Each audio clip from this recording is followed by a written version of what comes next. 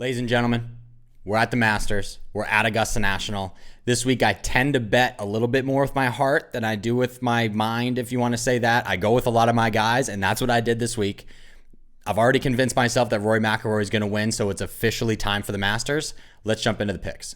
First one is going to be one of our guys, Max Homa, top 30 for plus 125. November Masters, he missed the cut. Since that tournament, aside from a missed cut at the Players, he's only had one finish outside the top 25. He's been one of the more consistent players on tour for the last 6 months.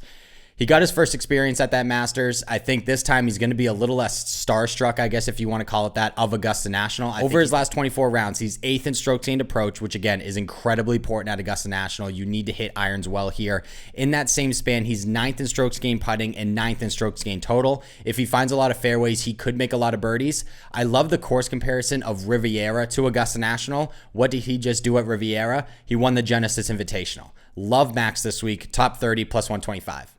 Kevin Kisner, top 30 for plus 175. Again, another one of our boys. He missed the cut back in November, but it became a little bit of a birdie fest. Dustin Johnson broke the scoring record. That's not Kevin Kisner's game. He's going to play better in firm and fast conditions. And before that, the last two playings of the Masters in April, he had back-to-back top 30s.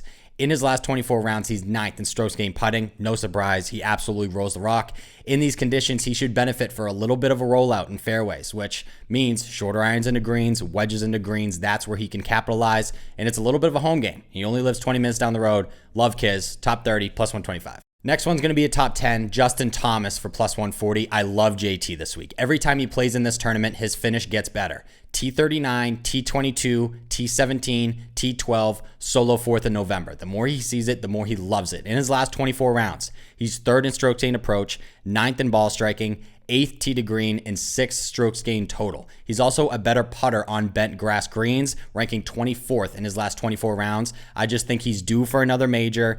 He loves Augusta National. Justin Thomas, top 10, plus 140. Which brings us to our guy, Rory McIlroy, top 10, plus 175. Every time the Masters comes around, I convince myself that Rory is going to win the golf tournament. I'm back in that spot. Rory's going to win the Masters. Everybody knows he's struggling. He found a pool at the WGC match play, just in somebody's backyard. But he brought in a new coach, Pete Cohen, work on the wedge play, work on the swing. I got some stats to back myself up and make me feel a little bit better. Many people bring up the iron play struggles. Even I do sometimes. He's gained over a stroke and a half in 4 of his last 6 starts. That's pretty good. According to Fantasy National, Rory, over his last 24 rounds, is 15th in strokes gained putting when playing on lightning fast bent grass greens. That's Augusta National.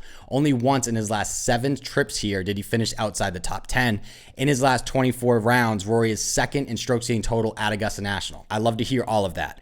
It's going to be about the first round. In majors, since 2015, first rounds, he's 28 over par. After that, he's 64 under par. If he can shoot a 69 to 71 in the first round, he should be in the mix come Sunday afternoon. Rory McIlroy, top 10, plus 175. It's always a good idea to pick the best iron player on tour when you get to Augusta National, so that's what we're going to do. Collin Morikawa, top 10 for plus 275. In his last 24 rounds, on top of being the best iron player on tour, he's 21st in strokes gained off the tee. That's really big. He made a start at the Masters back in November. He tied for 44th. I think a little bit of experience is going to go a long way.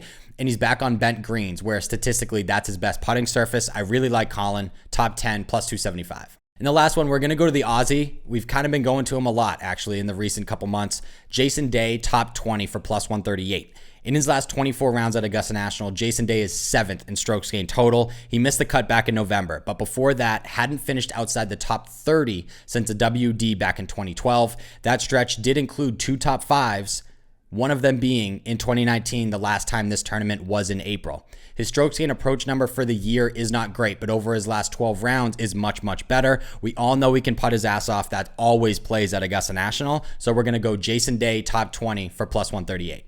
And that's it, guys. That's the card for the Masters. Enjoy the golf this weekend. Don't leave the couch. You'll know where to find me Thursday through Sunday. I'm watching the entire thing, not missing a minute. Enjoy the golf. Have some drinks. Have some good food. I'll talk to you guys next week.